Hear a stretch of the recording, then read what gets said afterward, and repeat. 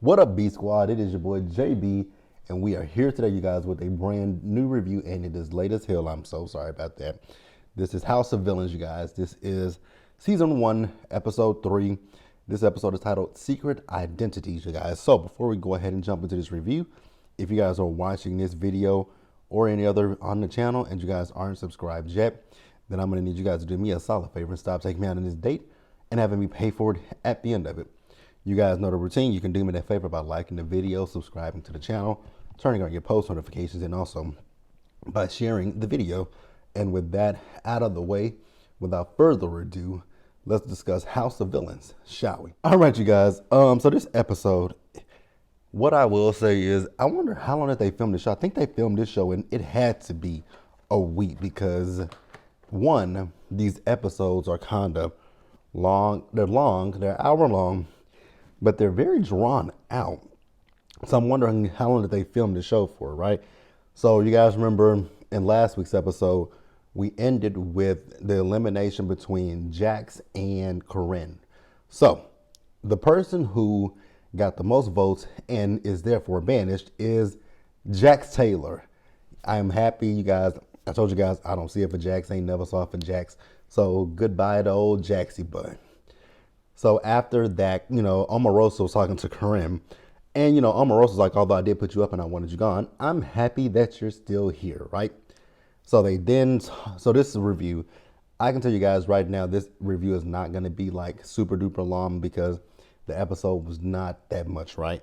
So they talked about showmances and, Tiffany, I don't know if Tiffany is acting or what, but it was hilarious, right? So at one point they were talking about showmances.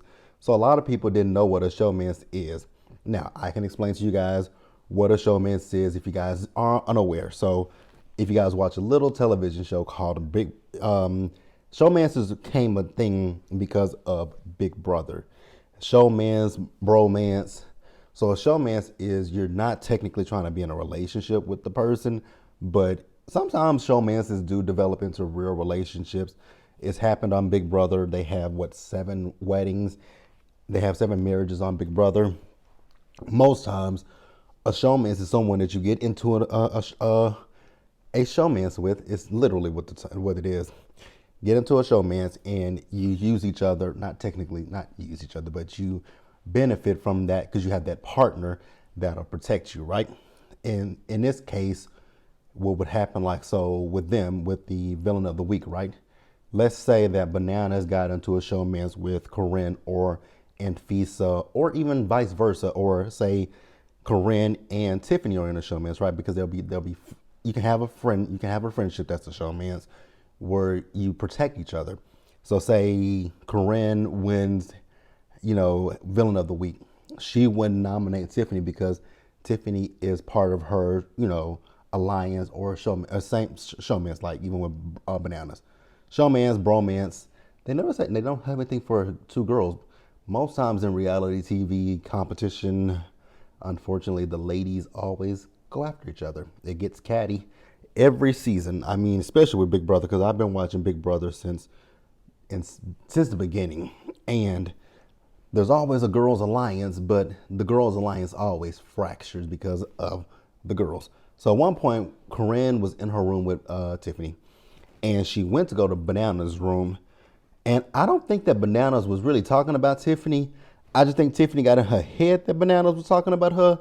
And so she went downstairs at one point in the episode and went off on Bananas. And I was like, Tiff, I don't believe he was talking about you. He didn't say Tiffany's name. But let's pause here and move forward, you guys. So this is why I said I wonder how long it took them to film this show. Because they literally just, according to the editing, they just sent Jax to banishment. Now we're getting ready to play the competition for Villain of the Week. And they are joined by none other than Danielle Staub from The Real Housewives of New Jersey. I ain't never saw it for Danielle. I was like, oh, God, Danielle, get off of my screen, please, and thank you. So she came in one of those masquerade masks. And so they tried to guess who she was. So she's the person that's introducing the challenge of the week. So what's going to happen with the challenge of the week is every one of them will be dressed up in one of those masks, and they'll have something that'll disguise their voices, right? So the person who correctly names as many of them as they can will win the competition, right? So, and they'll also be sprinkled in with a bunch of just paid extras, right? So they get to the competition, and I will say, I know for a fact I would have won because immediately I would have recognized Tanisha's voice because Tanisha has a distinct voice. Tiffany, however, she ain't got to know none of these people, so she didn't. She was like, I'm Fucked, right? After, so like I was saying, I definitely would have gotten Tanisha. Like much like Omarosa, Omarosa figured out Bobby, and he told her, "Get away from me, you fat bitch." I was like, "Wow, Bobby, harsh." I would have picked out. I would have been able to identify Tiffany. I would have been able to identify Bobby, and I would have definitely identified Tanisha.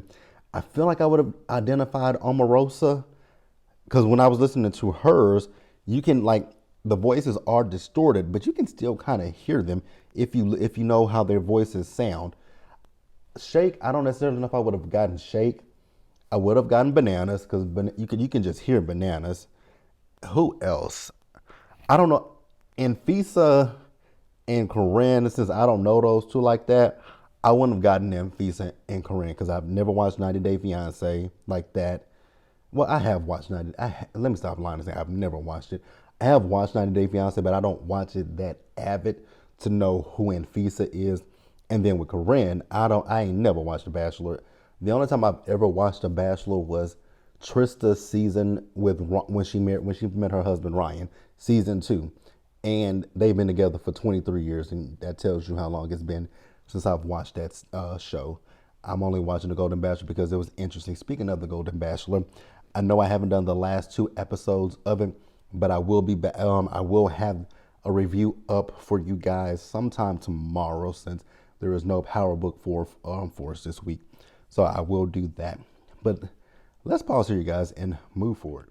All right, you guys. So the winner of the competition ended up being Bananas. And at one point, Tiffany went off on him again. She's like, you know what, Bananas, I know you're gonna put me the fuck up. So let's just leave it at that. I was like, Tiffany, so you're just gonna, he wasn't talking to you earlier. He wasn't talking to you, he wasn't talking about you, and you just went balls to the walls. Now it is gonna be interesting because I was looking at this edit, and the 3 people who he placed up on the nomination, I'm like, because I've looked at the trailer and I'm thinking, I'm like, which one of these 2 are going home? Well, these 3 are going home. I think I know who it is, and I'll tell you guys once we get to it, and I'll tell you guys why I think the person is going home, who I think is going home, right? So I don't know if production told Danielle to stick around as long as she did. Shake gave her the tour of the house. It was just kind of weird. So the next day we see them before they knew where Johnny was going for his getaway, right?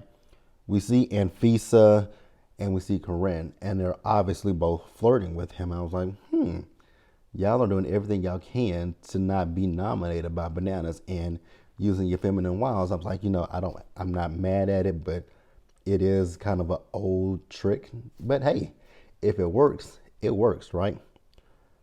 So we find out that Johnny is going. So again, remember, villain of the week, they get to go on an excursion, right?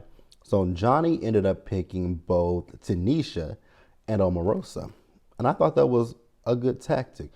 I thought it was a really great tactic for him picking Omarosa.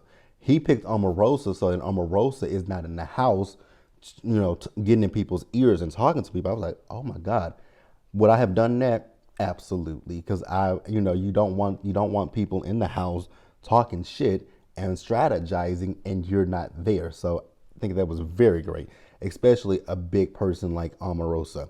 Thought it was a great thing. So while they're out on this outing, Bananas is telling Tanisha that he wants to do a blind side.